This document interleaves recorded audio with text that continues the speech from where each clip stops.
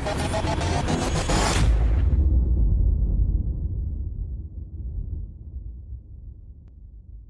be here. I'm going to go ahead and share my screen and get my presentation started. Hopefully this is now visible.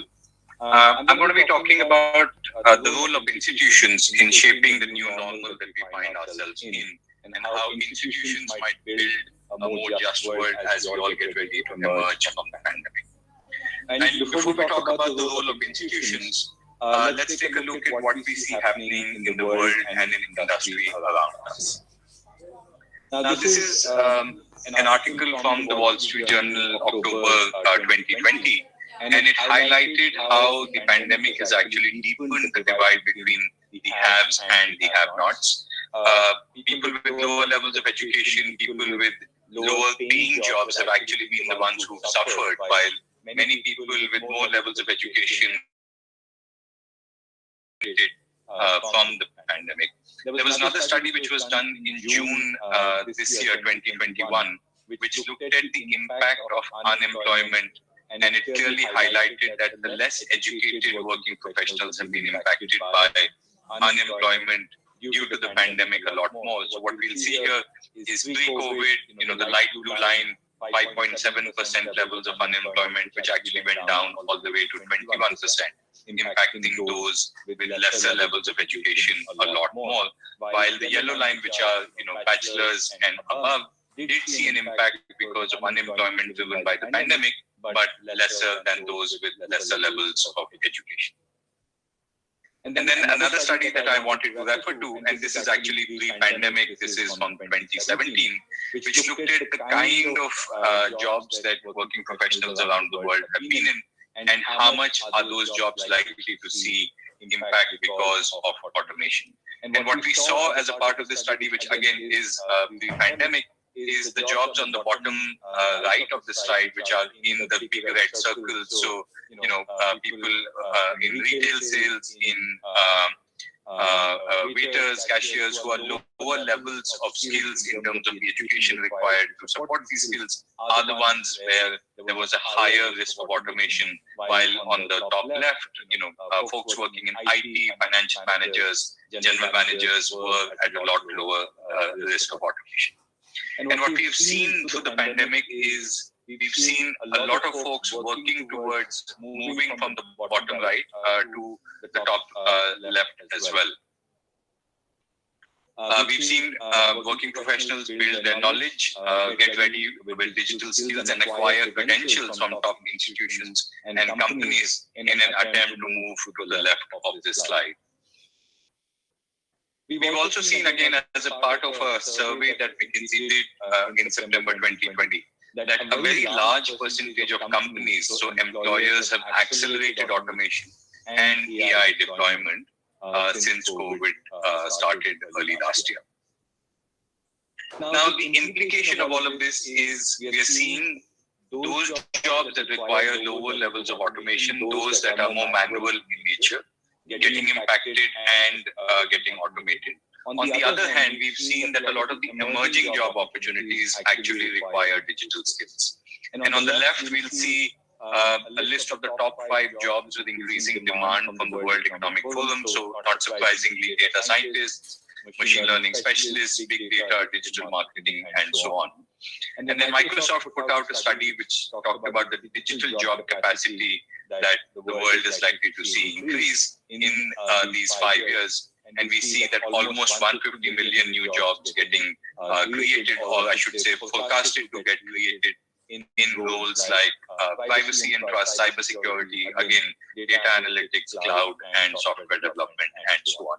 So a little bit of a paradox where more traditional jobs requiring lower levels of education, under severe pressure, while digital jobs likely to be high growth opportunities around the world as well. And then the other thing that we've seen, and this is the University of Chicago study from June 2020, is this correlation between jobs that have the ability to be done from home and the income levels. And many of these jobs, which are skilled jobs, can be done remotely. And many of us have been working from home over the last 1.5 years. And we see that jobs that require legal or business management, finance, engineering, computer science are the ones that are on the top right. So high economic opportunity and also the high ability to continue to work from home. Now, all of this presents a bit of a challenge for higher education, but also an opportunity for students and leaders in higher education to say, as the world starts getting ready to come out of the pandemic, work from home or remote work and the ability to learn some of these skills, which are largely around digital jobs, data-related jobs, possibly presents opportunities in how we might come about from the pandemic and how do we rebuild society and economy around us. In the context of all of this, I wanted to share how online learning from a Coursera context has made progress and what is the promise that it presents to higher education and to industry at large. And to quickly set context around this, let me share a quick introduction to Coursera as well. Many of you may already know Coursera is a lifelong learning ecosystem. We are a platform which comprises learners, educators, and institutions, and large numbers of learners come to the Coursera platform, about 8.7 crore learners globally, almost 10 lakh learners in Pakistan who come to the Coursera platform to learn and prosper.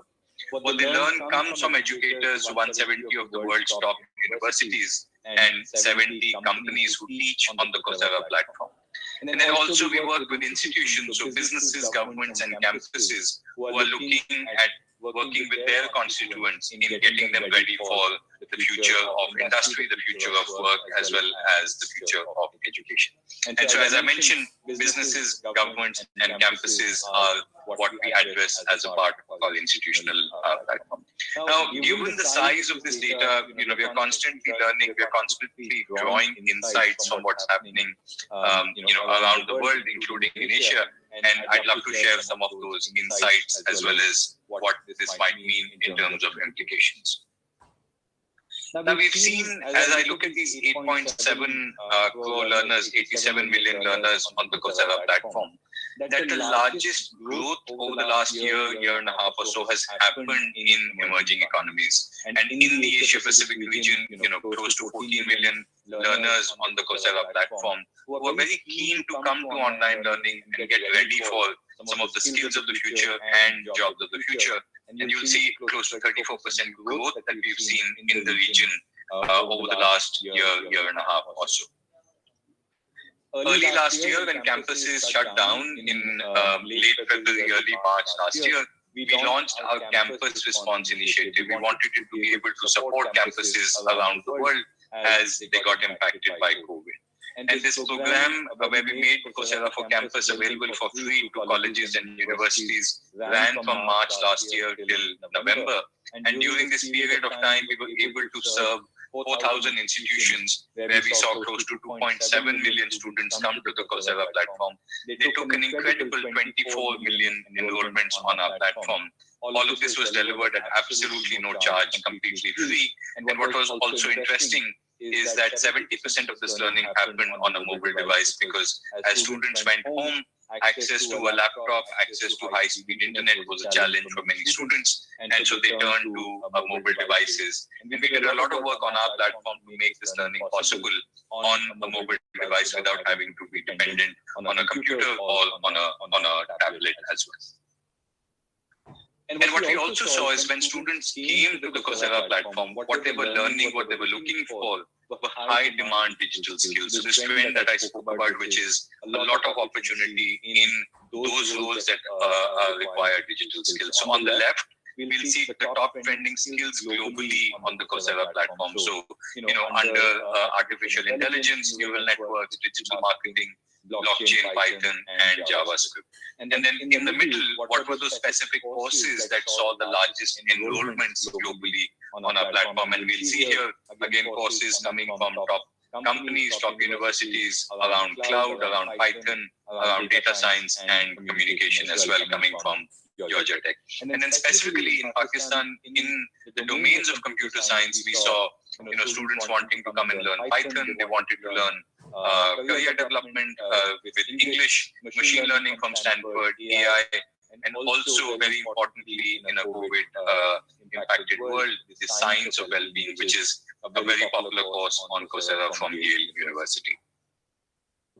Now, I wanted to share a little bit of a snapshot of these 4,000 institutions that we were able to serve at no cost last year during COVID. And this is a snapshot of some of these institutions from around the world. Now, what we saw institutions do on the Coursera platform is one or multiple of these three use cases that you see on the right-hand side of this slide. So a university or a college either use Coursera for credit as a standalone course. So, an MBA school wanting to teach blockchain but not having blockchain faculty turned to Coursera and said we'll give students access to the blockchain course from INSEAD, for example. We also saw faculty and university leadership adopt the Coursera platform for credit for blended learning, and then also as a part of promoting multidisciplinary learning across disciplines for students last year. Now, in all of this, as I've been saying, as students get ready for the skills of the future, institutions have a big role to play. So we've been working with businesses, governments, and campuses, and I wanted to present two case studies of some of the mannerisms in which institutions have been adopting the Coursera platform, and what are some of these outcomes that are coming out. So here is a case study of the IITU University, which is based in Kazakhstan. And we started working with them last year, and IITU wanted to offer almost 30% of courses online while maintaining rigorous academic standards and for credit offerings. And what we did together with them is we offered the Coursera platform for their students for credit in subjects like engineering, in media communication, and in data science. And we've seen some very early encouraging results coming out of this program. 2,000 learners have taken almost 12,000 courses with very strong feedback in terms of learner ratings. So this is 4.9 out of 5, indicating that learners enjoyed the quality of the learning as well as the learning outcomes that they were able to achieve. And then the vice rector, Yevgenia, gave us feedback about how Coursera, in partnership with IITU, is enabling them to move towards a University 4.0 because of this work that we are doing together and complementing what the university has been driving towards. Another case study, which actually is an example that started pre-pandemic. So we launched a Coursera program with KL University in India in late 2019. And KL University wanted students to come and complete minors and honors with distinctions to boost their employability by learning skills of the future on the Coursera platform. We work together to offer Coursera courses for credit to students, and also, of course, because this is online learning, to be able to give them a flexible and a convenient way to be able to earn minors and honors programs. And we saw incredible levels of adoption. The number of students who wanted to pursue honors distinctions grew 2x. 81% of these learners completed 4 or more courses, and it's helpful to remind everybody that each course here is a 12 to 15 hour course, and almost 500,000 learning hours were completed on the Coursera platform. And Professor Hari, who is the head of the computer science and engineering department, found that students found not only the learning but the credential that they get from top universities and companies very valuable as signaling mechanisms to employers and to prospective companies who came to their campus to be able to share the kind of learning that students had achieved and the kind of credentials and skills that they had built as well. And I thought this is an interesting example as a case study to share out as well. And so I would summarize by saying that as we all get ready to come out of the pandemic, institutions have a very large role to play in helping us return to the new reality around us. And within that, access to online education can create more equal opportunity as we see new kinds of job opportunities emerge. And we believe at Coursera that with more equal opportunities, we can together create a more just world again as we come out of the pandemic. Thank you so much for listening to me, and I hope some of this has been useful. Again, happy to be here with all of you, and thank you again so much for your time.